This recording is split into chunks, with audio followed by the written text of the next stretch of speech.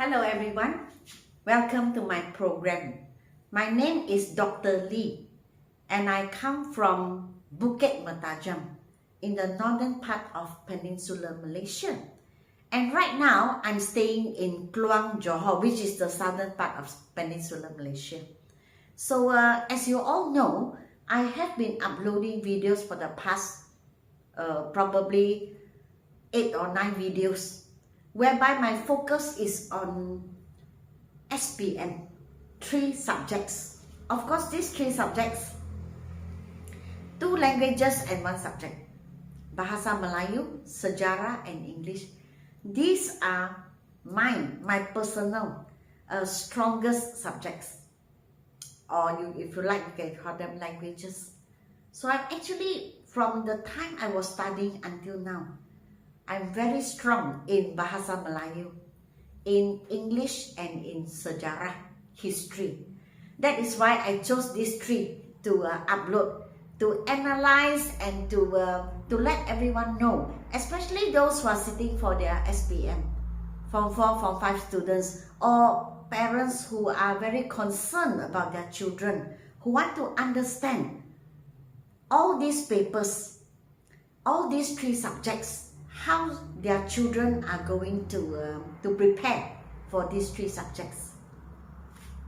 So as we all know, starting 2021, for Sejarah, for Bahasa Melayu, for English, these 3 have already changed their format. Like in the past, Bahasa Melayu, English, you have oral, lisan separately. But today, after 2021, now is 2023, you can see that all four areas, reading, writing, listening and speaking, are in the same paper. And equal percentage is given. That means the weightage is the same. This means to say that every student who is sitting for SPM has to be good in all 4 areas. You cannot concentrate, say, I want listening and speaking, I'm good in these 2, so that's enough. No, it's not enough. Because when you don't do well in the other 2 sections, or even 1, it's going to pull your marks down and you are not going to do well. Therefore, it is very important that you understand what is required before you go for the exam. And that is why I'm doing all these videos.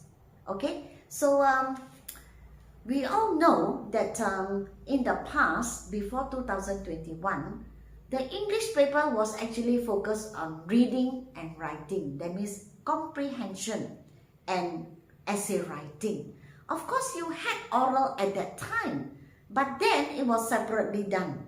So it didn't affect this writing and reading marks. It didn't affect your grades. But today it does. From the year 2021, you find that the English paper has become very focused towards MOET, IELTS, TOEFL. MOET, you know that you have to be good in 4 areas. In order to get maybe band 4 and above, maximum is band 6. In order for you to prepare yourself to enter university. Today, English is doing the same thing. You have to be good in all 4 areas in order to get good grades, because each of them has the equal amount of weightage, 25% per area. It is the same as IELTS, International English Language Testing System. The paper that you need to pass, maximum is band 9. You need at least 6 or 6.5. Singapore and many other countries, because IELTS is set by Australia and England. So for students who are planning to go overseas, IELTS is recognized worldwide. The paper is set by Australia and the United Kingdom. So in order to go to their country or even to Singapore, you need to have at least a band 6 or 6.5 or even higher in order to go overseas. TOEFL is the same, Test of English as a Foreign Language. It is set by the United States of America. So again, it is recognized worldwide. Even if you go to Singapore, you say, I want to sit for TOEFL, is okay, they accept. The paper is set. Of course, if you are planning to go to the United States or to Canada, of course, it's better you sit for TOEFL. But even if you sit for IELTS, they accept as well. Because both these are international papers. And our paper now, English, under this CEFR line, we are actually on common ground with the European countries. So that means we are already the same, accepted, and of course recognized. Before this it was recognized as well, but now it's much better. Now the change is much better, because we can see that students become holistic. They are good in all 4 areas if they get good grades. So you can see that if you talk about European countries, the most important, of course, to us, we need, say we want to go to Europe or to England, we need this English paper, you know, to prove to them that we are capable of staying there, studying there, or working there. Okay, so this is our English paper, CEFR aligned together with the European countries. And today I'm actually coming to the last paper, which is paper 4. Paper 4 is the listening paper. Okay, the listening paper, as I told you, the weightage 25%. Full marks is 30 marks, and 40 minutes the paper is finished. You leave your examination hall.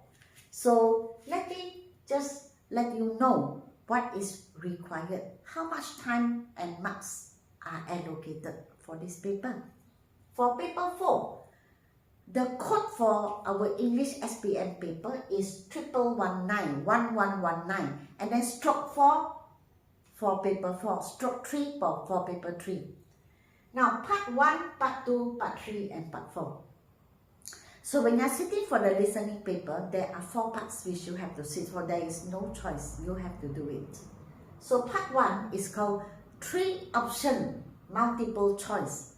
That means you choose from A, B, C. Okay, you are given choices. And part 1 is actually consists of short dialogues and monologues.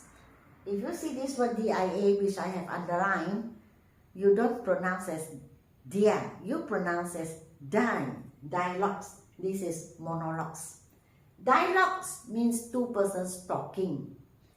Monologues means 1 person talking. So mono means 1.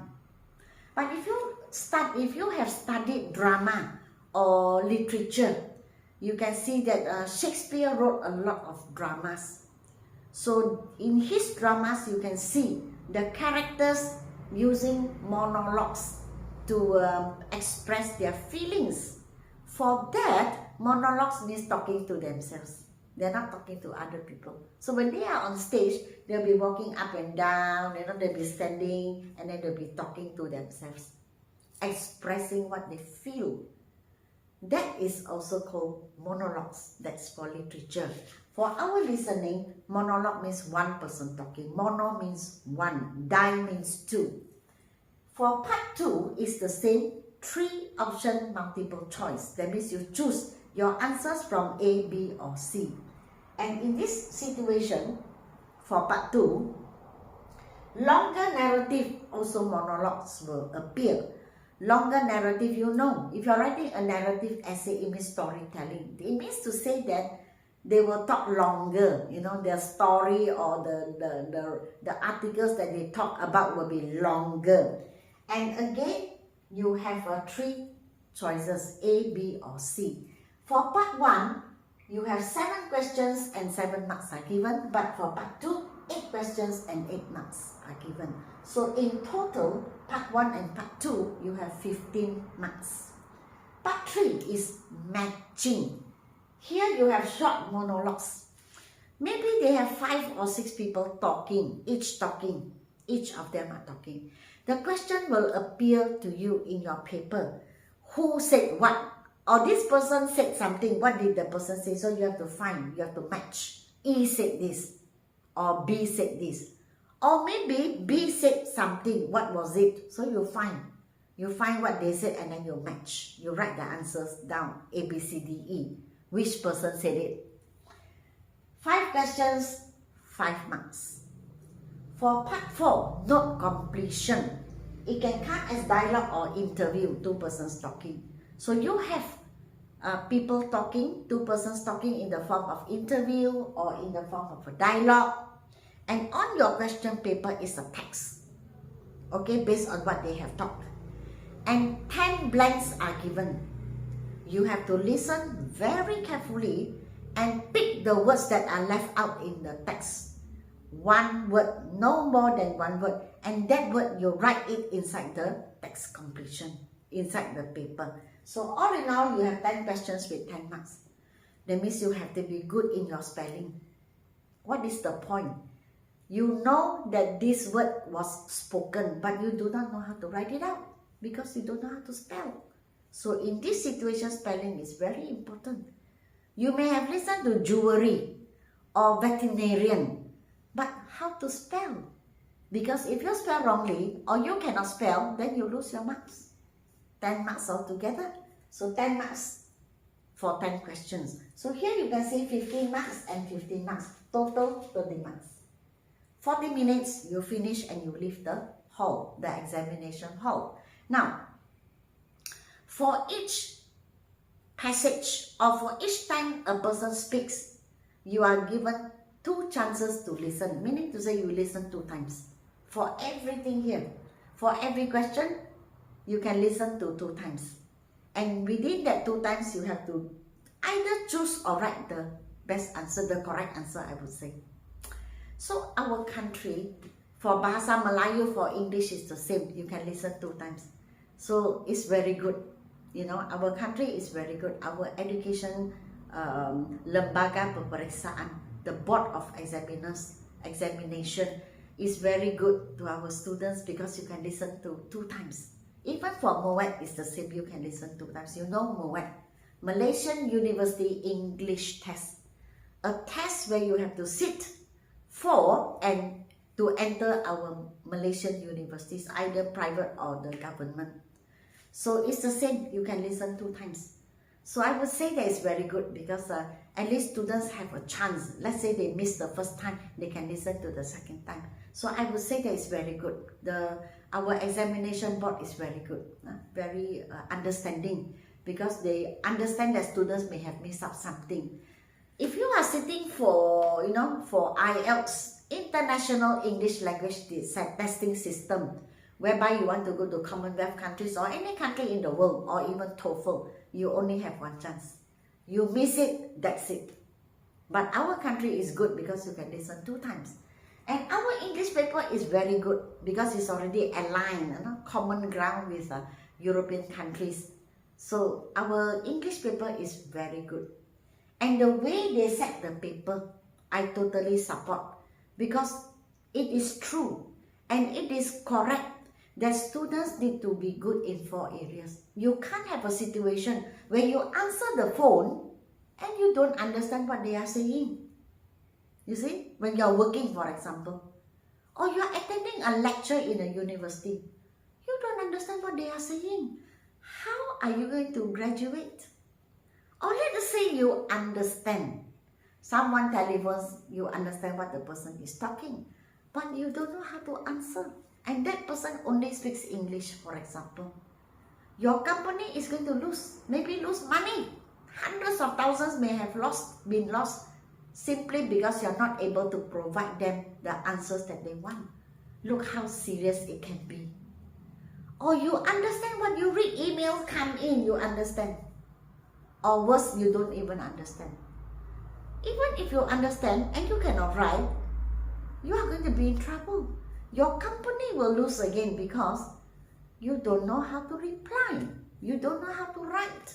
Therefore, the fact that after 2021, our government wants every student to be good in reading, writing, listening, and speaking for both Bahasa Melayu and English is the right step.